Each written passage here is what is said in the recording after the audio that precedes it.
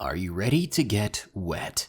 Because these allegedly true scary stories from lakes will have you swimming for your life. I hope you're wearing a swimsuit under those clothes. If you don't swim fast enough, you might never breathe the sweet relief of air again.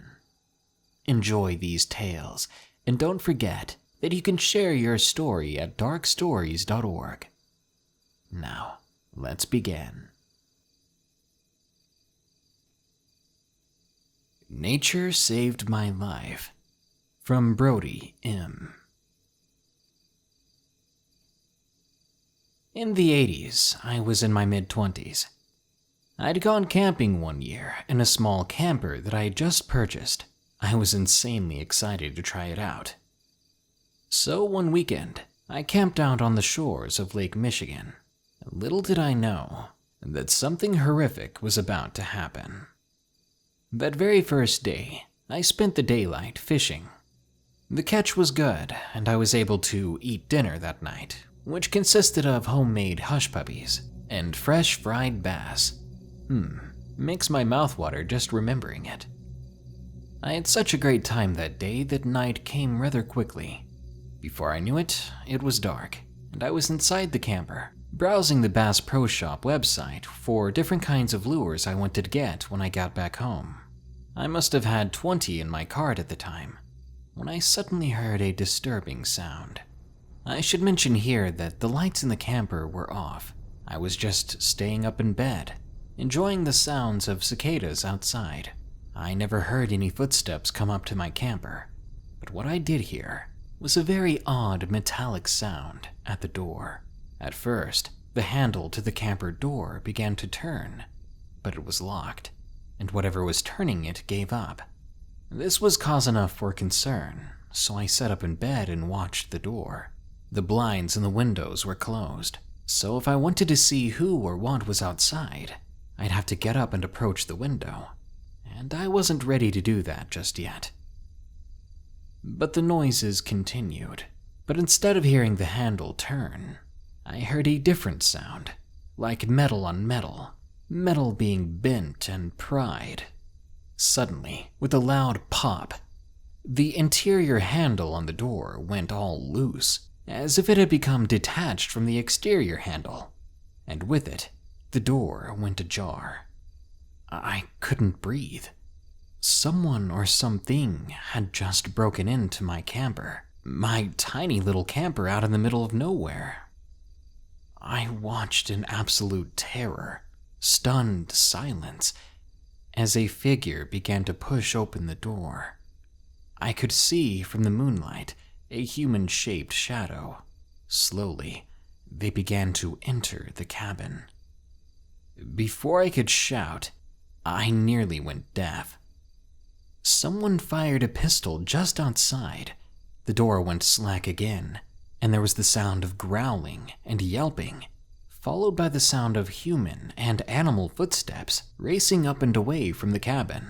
I jumped up and I pulled the blinds back. Outside, I saw a hooded figure running away into the nearby tree line, and astoundingly, there were 2 coyotes chasing after him. One had a severe limp, but was able to easily catch up with him. I stood there dumbfounded. What in the world had just taken place? When I calmed down, it was rather easy to figure it all out. I went outside, finding some red droplets on the stones on the shore, right next to where my camper was. What happened? You may not believe, but it's the only thing that makes sense. Some shady person was breaking into my cabin with a gun in the middle of the night, and just as he pried open my door and was stepping inside, he was attacked by hungry coyotes and fired off a shot at one of them to protect himself before running away.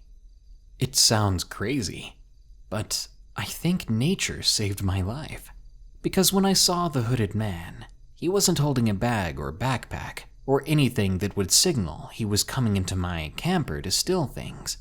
All he had was a gun. If those hungry, desperate coyotes hadn't showed up when they did, I would have either been stranded in the middle of the forest by Lake Michigan and eaten by those coyotes, or obviously I would have been shot.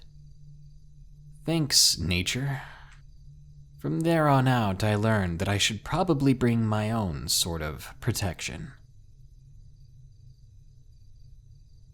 A Few Unsettling Sightings from Sammy Boy 627. I'm just going to jump into this. The first of these strange sightings happened in 7th grade. I live in Washington State, on an island, so to say. For some context, it's surrounded by a lake. Lake Tapps. There's only one road where you can leave the island, which leads to the main road that is surrounded by forest. It was there one day that I saw a white humanoid figure crouching down, apparently trying to hide. It slowly began to perk up, and we made eye contact before the thing ran off into the deeper part of the woods. It was the eyes that really caught me off guard. They were sort of glowing, not reflecting light, but glowing, a yellowish color. At the time, I didn't get that much detail of its body, but it was completely hairless and maybe 5 feet tall just by being perked up a little. The next sighting I believe to be the same creature. I had my window open one night a few months later. I looked up to the window at one point, and I saw the same color glowing eyes and a pale white head peeking through the window. Once it met my gaze, it crouched and ran away. I once again did not get much detail other than its face. I laid there in shock for a few minutes before getting up to slam the window shut and locking it. It took a few years for the next few sightings to happen, which would be me in my junior year of high school. One night I went into the woods with a friend of mine and one of her friends, who got quite paranoid for a very good reason. I'd say it was maybe 10 or 11 at night. We sat there trying to light a fire with Bible paper, of all things. Don't ask. It was my friend's idea. From this area of the woods, Lake Tapps is just next to us. My friends were on one side and the lake was on the other.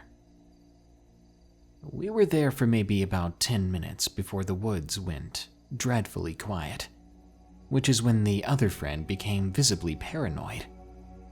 From the side of the lake that we sat on, if you really looked, you could see an opening to the other side of the woods across from the lake. And when I looked over there, it took my breath away when I saw those same glowing yellow eyes. I decided to keep this to myself. My friend was a skeptic, and I didn't want to panic the other friend any further. I endured the creepy silence and those eyes for about another 30 minutes, the entire time my eyes watered with fear, before we finally packed up and left that place. The very last sighting was a few months after that, but it wasn't the strange creature again. Rather, it was a UFO. I was sitting at the private community park with the same friend that night. We smoked a bit before the sighting occurred, but I've never had hallucinations from what we smoked. Nothing close to that, so I'm sure I wasn't being delusional. Anyway, I looked up at the stars and my gaze was sent over to the top of one of the closer trees, where I spotted a small craft that zigzagged over the trees and stopped abruptly, just staying motionless for a few seconds, before doing more rapid zigzags backwards.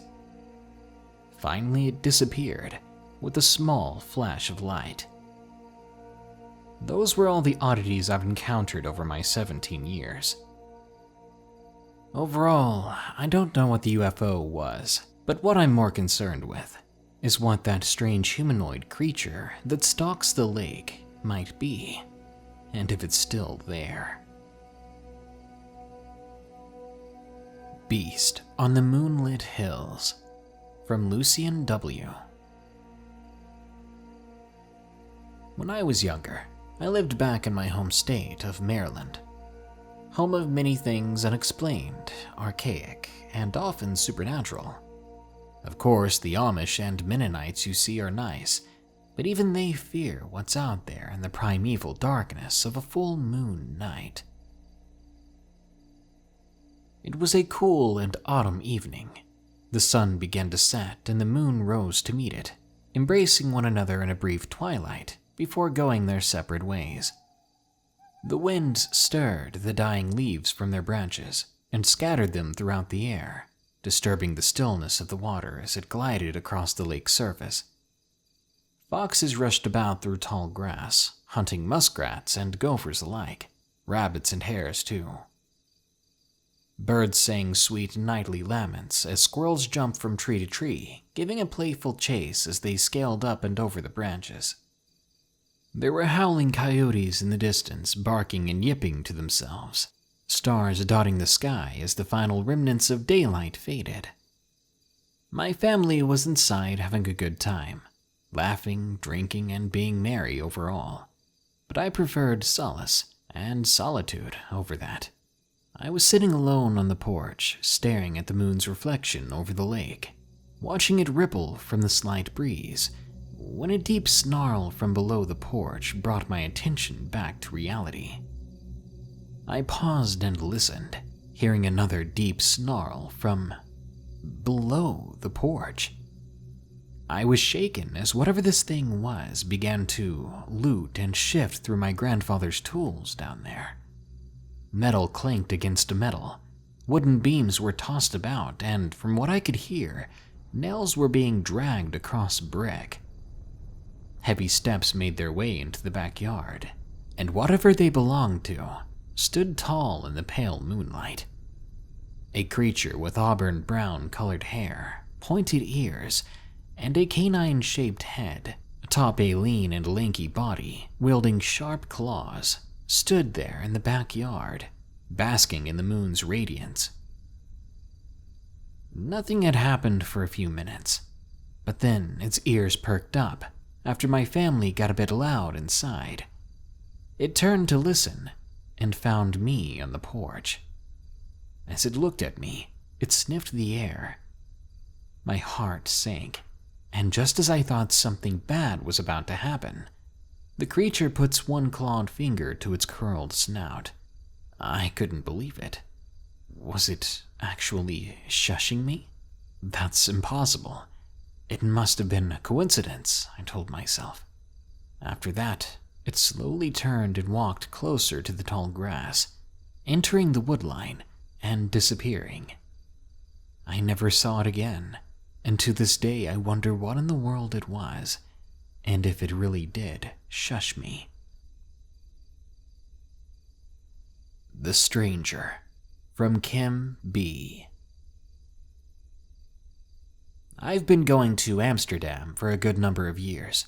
I was a creature of habit and would always go in June.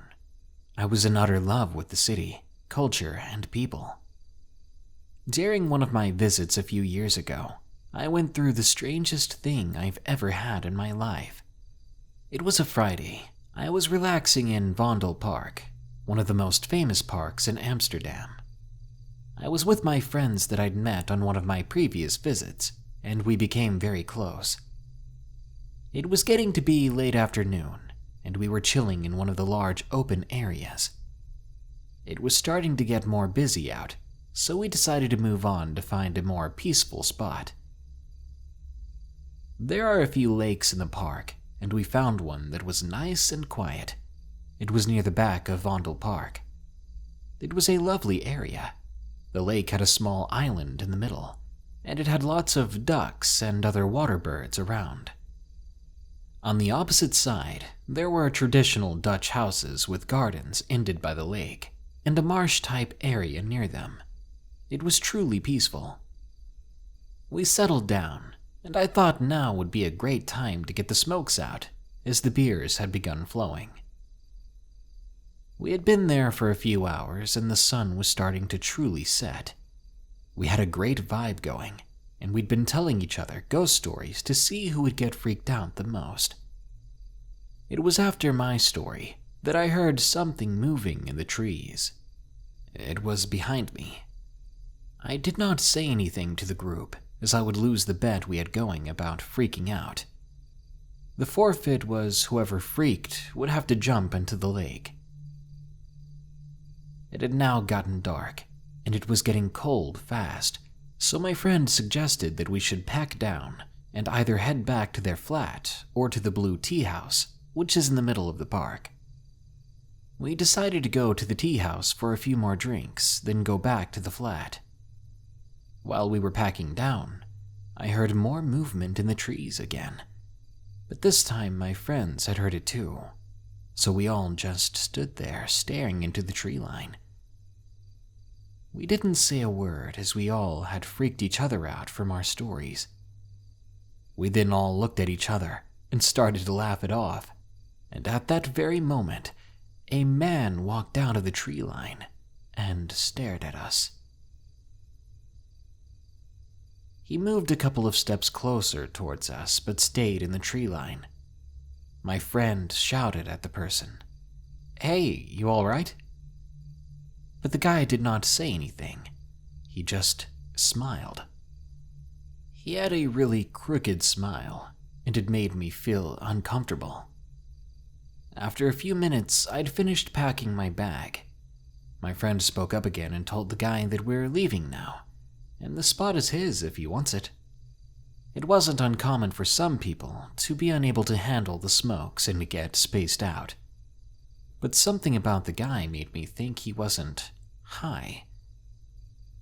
As we were all feeling spooked still, we walked back up to the main path in the park, which is always busy, and we rejoined the masses heading back to the tea house. While we were walking up the path, I had the feeling we were being followed and watched. I was getting this feeling from the tree line again, which was adjacent to the path.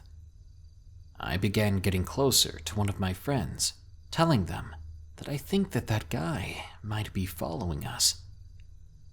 They agreed. We thought that we would try and give this guy the slip. The path that we were on split into 3 directions. One went straight on, the second went to the left towards another lake area, and the third went right towards a barbecue. We chose to go left as the guy would then have to come across and down the path to continue to follow us. After we went left, we went a couple of feet until there was a curve in the path, and went into the tree line ourselves.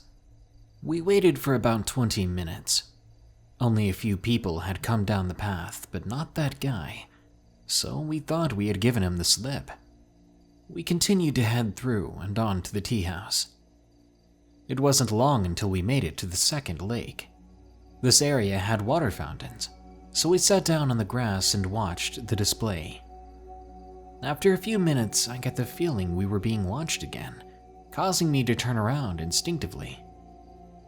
And there he was, in the tree line again, a good yard away from me, way too close. He was still smiling. We locked eyes. He knew that I saw him, but he didn't even make any further effort to hide. I turned back around to my friends and said, "He's here." They all turned and he sort of waved at us, all the while keeping that smile. But this time, it grew bigger, more crooked and creepy. We then watched him pull out a knife and begin to lick the sharp side of the blade. Choking on my own spit in surprise, we all hopped up quickly and began to go to the main area of the park as fast as we could, which was full of people having parties. There should be no place for this guy to hide. It was all opened up, and the trees would be behind us. I turned to look and I could still see him, still smiling, still brandishing that metal. He was shaking left to right like he was trying to decide what to do, as he clearly wanted to continue following us. I told my friends about this, and we made a run for it, heading towards the nearest exit of the park. We made it out, and I felt relieved, until my friend said that we still had to walk around the outside of the park to make it back to their flat. I sighed and said, "You've got to be kidding me." We had gone the wrong way when we left the tea house, so even though we weren't in the park anymore, we still had to walk around it. I turned back and looked at all the people having fun, just hoping that the man wasn't wanting to bother us anymore. We walked around the outside, the opposite side of the road, to keep our distance from the park. I still had the feeling we were being watched from the park, though. I told my friends that we should go in and out of the estate where they lived, so if the guy was following us, he wouldn't know where they lived. We finally made it inside and felt safe. We called the police and reported the incident, that some crazy stalker guy with a knife was out there. But I don't know what came of it. I'm sure other people saw him too. So hopefully he was caught. This hasn't stopped me from going to Amsterdam and to Vondel Park with friends, but we stick to the more popular areas now, and we always go home before dark. A scary holiday experience from Marit. It was a Saturday evening. We just had enjoyed our dinner when we came back from swimming at the lake. We were playing cards and enjoying the evening. Just another lovely day, I thought. Out of nowhere, when my family was about to go to sleep, I heard a loud noise coming from the side of the woods that surrounded the rest of the Lakeside property that we were renting for our vacation. I turned around, saw nothing, and said to myself, must have been a dog from next door or something. I knew it wasn't our dog because she was with my parents. I asked them the next day if it was her though, just in case. But they said no. Later that night, lying in bed and reading a book, I heard the same growl kind of sound coming from outside the window.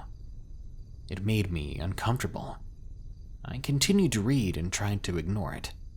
I said to myself, I'm safe in here. It's okay.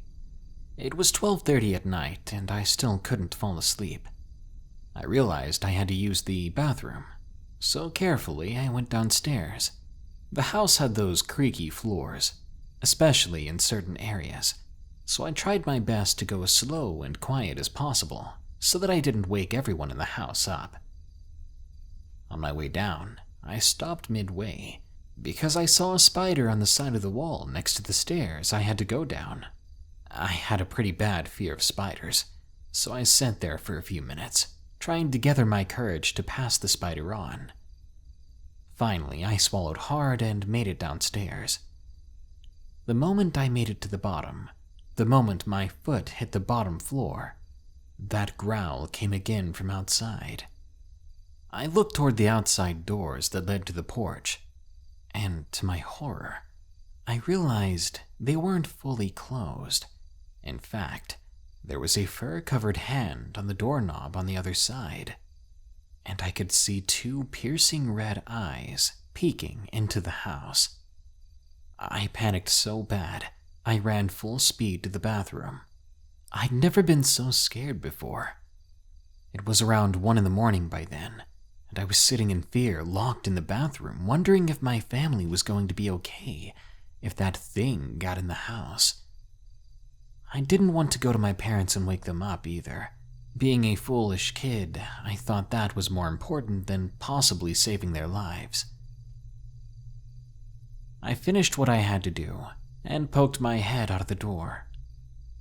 Everything looked fine, so I ran upstairs as quickly as possible, hiding my head under the sheets and closing my eyes. I didn't open them until my eyelids brightened up with the morning light. I didn't sleep at all. The next morning, my mom told me, "Hun, you look tired. Did you even sleep last night?" I was honest and told them that I didn't sleep a wink. I asked my family if they heard the growling as well, even though I knew they wouldn't believe me if I told them. Of course, they said no. But oddly enough, they did mention that they found the door open last night. This made my heart skip a beat. I grabbed my coffee and moved on with the day, trying not to think about it, because I wanted to enjoy my vacation. After a lovely day again after dinner, I heard that loud growl. This time it was followed by our dog running inside the house as fast as possible with its tail between its legs. Only then did my parents get concerned. Later that day, I took the dog out on a walk. As we proceeded through the woods, I saw those same red eyes in the distance, the same shape and color as the night before. It made my hair stand on end. Suddenly, the dog stops moving and begins to whine again. It stands in between my legs, shivering with fear. I look up, and the eyes are closer now, not to mention they're high up, half the height of a single tree. Whatever they're coming from, it's really, really tall. I ran back as fast as I could with my dog, who practically dragged me with it. When I told my family about this, they simply told me that animal eyes can reflect strange colors, and that it was probably a squirrel up in a tree. I forced myself to take this as the explanation for what I saw, because I'd rather be ignorant than scared. The following day, after my parents went to the store to get a newspaper, they walked up to me and said, "I think you might have been onto something."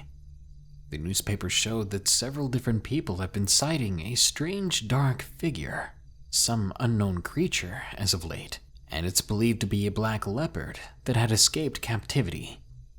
That might work as an explanation.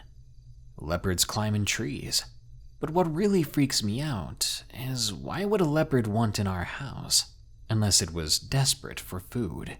The fact that it was coming into our lake house in the middle of the night freaked me out.